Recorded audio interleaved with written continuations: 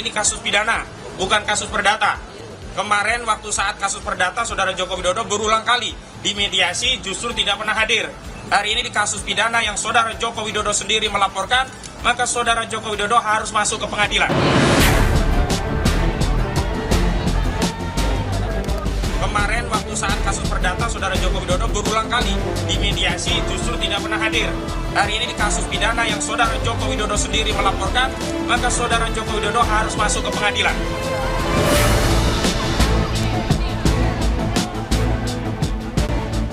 Usulan mediasi antara Roy Suryo CS dengan mantan Presiden Joko Widodo untuk menemukan titik temu kasus fitnah ijazah palsu ditolak koordinator kuasa hukum Roy CS.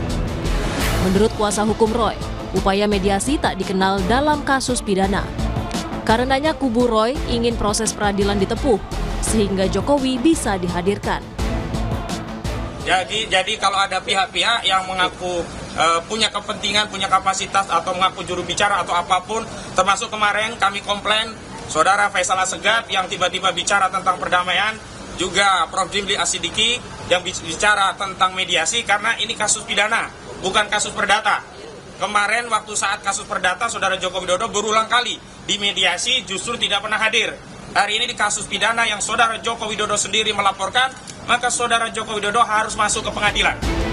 Guru Besar Hukum Pidana Universitas Pelita Harapan Jamin Ginting menyebut mediasi bisa dilakukan dalam kasus pidana sesuai peraturan Kapolri nomor 6 tahun 2019. Namun menurut Jamin, jika pihak Roy CS menyetujui mediasi, maka akan menimbulkan pertanyaan publik soal kepentingan dalam kisruh ijazah Jokowi. Jadi kalau dikatakan perdamaian dalam pidana itu ada. Bahkan sekarang di Undang-Undang KUHP baru kita yang baru kemarin disahkan di pasal 83, itu sudah dinyatakan namanya restoratif justice ya. Jadi boleh dilakukan itu. Cuma kalau itu kepentingan publik yang lebih besar, tentu kalau Pak Suryo sendiri yang melakukan mediasi, nanti Pak Suryo diserang balik ini sama publik, loh kamu perjuangan selama ini berarti untuk mementingkan kepentingan kamu pribadi, bukan kepentingan membukti kebenaran material yang benar-benar yang diperjuangkan oleh masyarakat ingin ditunjukkan. Adalah Ketua Komisi Percepatan Reformasi Polri, Jimli Asidiki, yang mengungkap usulan mediasi muncul dari aktivis 98 Faisal Assegaf saat audiensi dengan Komisi Reformasi Polri. Menurut Jimli, bukan tak mungkin jalur mediasi juga ditempuh dalam proses pidana apabila seluruh pihak mencapai kesepakatan.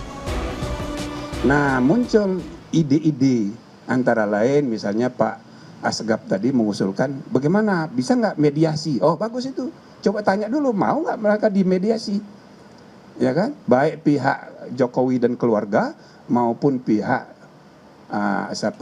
Roy Suryo dan kawan-kawan mau nggak dimediasi? Nah, jadi status tersangkanya tetap, ya kan? Tapi dimediasi dulu. Kalau misalnya ditemukan titik temu, ya kan? Ya bisa tidak dilanjutkan pidananya. Tapi kalau seandainya tidak berhasil, ya lanjutkan nggak apa-apa. Tidak ada forum lagi yang bisa membuktikan keaslian atau tidak aslinya. Sebelumnya kubu Roy Suryo kerap meminta penyidik Polda untuk memperlihatkan ijazah asli Jokowi untuk membuktikan ada tidaknya fitnah soal tudingan ijazah palsu. Namun dalam sidang sengketa ijazah Jokowi di Komisi Informasi Pusat, pihak Polda selaku termohon mengaku salinan ijazah asli Jokowi ada dalam penguasaan Polda Metro Jaya sebagai barang bukti.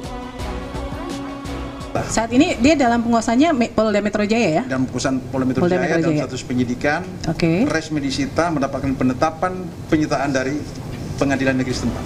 Baik. Kasus fitnah ijazah Jokowi yang memakan waktu cukup lama kerap berkutat pada permintaan memperlihatkan ijazah asli tersebut.